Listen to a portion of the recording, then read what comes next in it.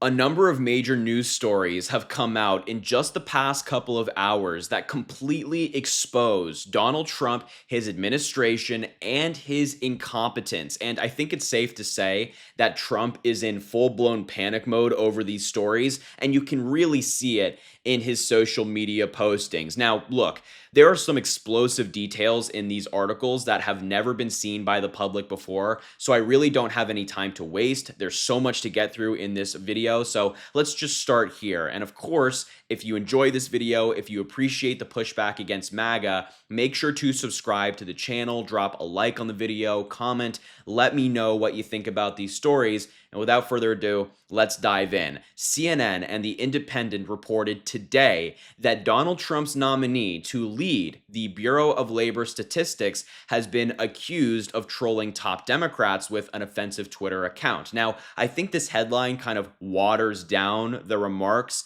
that were made by this guy toward different Democratic politicians. I'm going to show you some of the exact comments he made later, and they're incredibly gross, incredibly sexist, misogynistic, homophobic. I mean, just bigoted all across the board. E.J. Antony, who is 37 and an economist with the Heritage Foundation, and of course been nominated by Trump now, ran the account from 2015 to 2020, but it has since been deleted. The network, CNN, who reported on it, said the account, which existed under multiple names at different times, was used to make degrading and sexist remarks about female Democratic politicians, including Kamala Harris, AOC, Rashida Tlaib, and Ilhan Omar. And this is the guy behind the account. You can see him standing next to Donald Trump right there. The account was also reportedly used to make baseless allegations about left-leaning public figures, to subject gay TV news anchors like Anderson Cooper and Don Lemon to bigoted insults, and to entertain conspiracy theories about COVID-19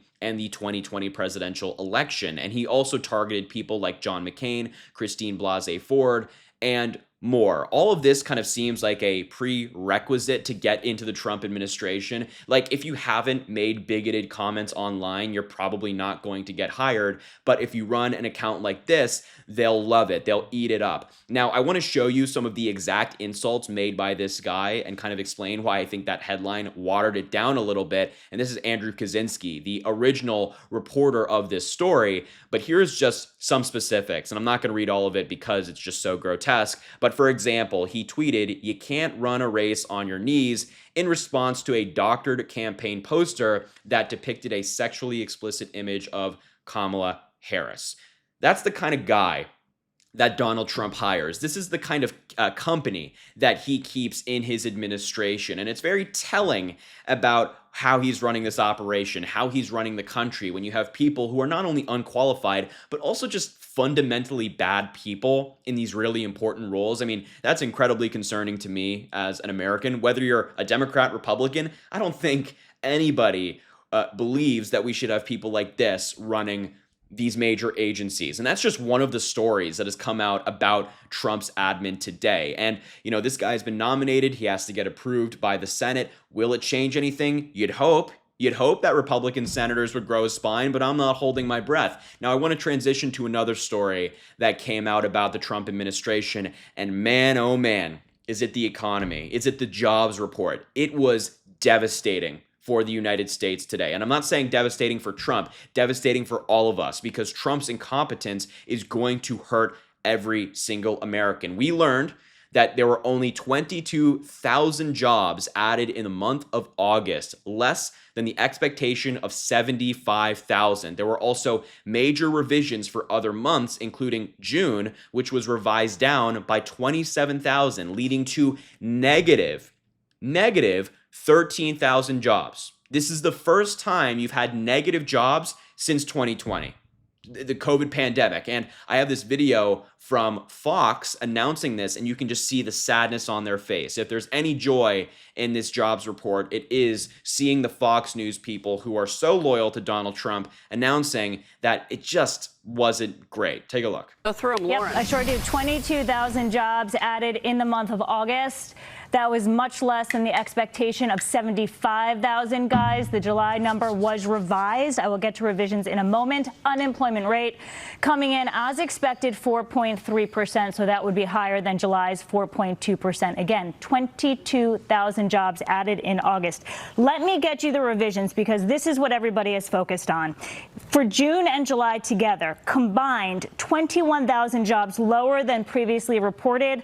I'll categorize that now. So you see for June, it was revised down by 27,000, getting you to negative 13,000, and the change for July up by 6,000, getting you to 79,000. Wow. I mean, this is a truly devastating report for the economy, and Trump is continuing on his path of destruction.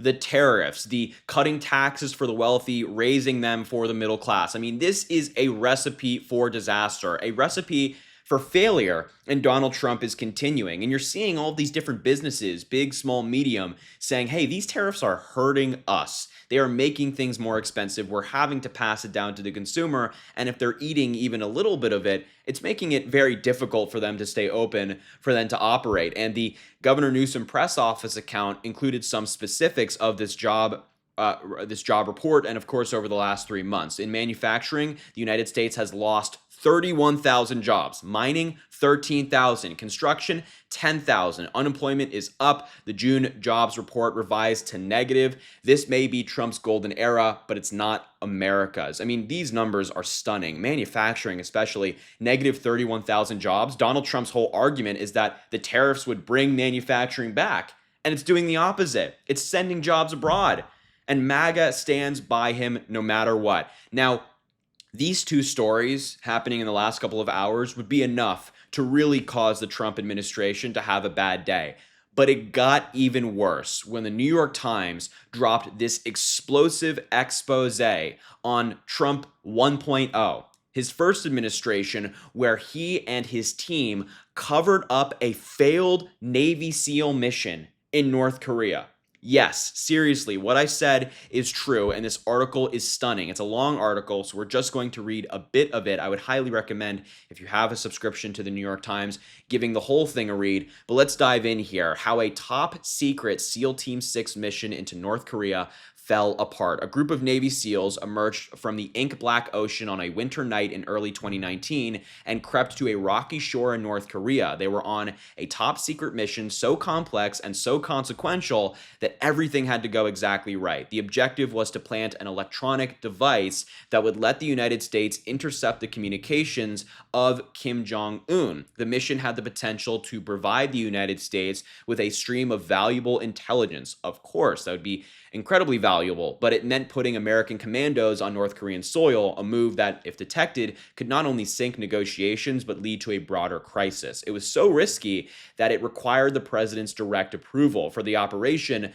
the military chose SEAL Team 6's Red Squadron, the same one that killed Osama bin Laden. The SEALs rehearsed for months, aware that every move needed to be perfect, but when they reached what they thought was a deserted shore that night, wearing black wetsuits and night vision goggles, the mission swiftly unraveled. A North Korean boat appeared out of the dark, flashlights from the bow swept over the water. Fearing that they'd been spotted, the SEALs opened fire. Within seconds, everyone on the boat was dead. The SEALs retreated into the sea without planting the listening device, and the 2019 operation has never been publicly acknowledged or even hinted at by the United States or North Korea. The details remain classified and are being reported here for the first time. And of course, the White House declined to comment. They also did not notify key members of Congress who oversee intelligence operations before or after the mission. Donald Trump wanted to keep this entirely secret, a failed mission. And now it's being reported for the first time in 2025. And this happens the same day that we get these devastating job numbers, this expose on this Trump admin official or this Trump appointee for the Bureau of Labor Statistics. But this just shows you the incompetence of Donald Trump, that when given the opportunity for these major military operations, it always goes wrong.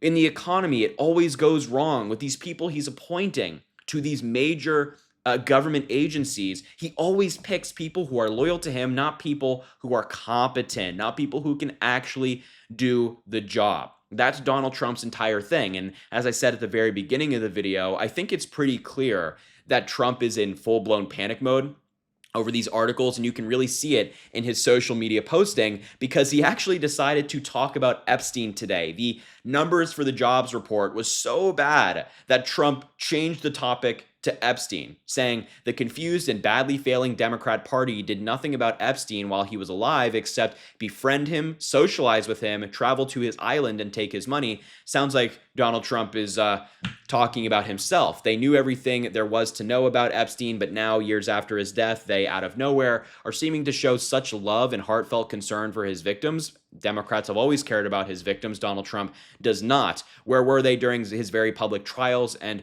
for all those years before his death? Again, if you just look at some of the social media accounts of Democrats, there were plenty of people calling for the files to be released for the victims to see justice. And he, once again, you don't really have to read the rest of it. I mean, you can if you want. It's just total BS. It's the usual stuff from Trump. But then again, he calls this a hoax. He calls the Epstein story a hoax. He said it again 2 times actually in this post, saying the Democrat Epstein hoax. And I mean, it's just incredibly offensive. It's rude to the survivors, calling their experience, their story a hoax. But that's what Donald Trump does. This all happened in one day, and not even like a 24-hour period, a matter of like 5 hours that this has occurred. And Donald Trump has kind of had this spiral take place right in front of his eyes. A lot going on today, a lot of negatives for Trump. And he's shooting himself in the foot further by calling the Epstein story a hoax. But regardless of all that, I just had to bring you all these different stories, whether it be North Korea failed mission, the terrible job numbers, whatever it might be. It's been a bad day for Donald Trump. So look, I will leave the video there. Thank you so much for watching. I appreciate you being here. Make sure to subscribe down below. It goes an incredibly long way. Drop a like on the video, comment, let me know what you think about this story. And as I always say, I greatly appreciate you, and I hope you have an amazing rest of your day.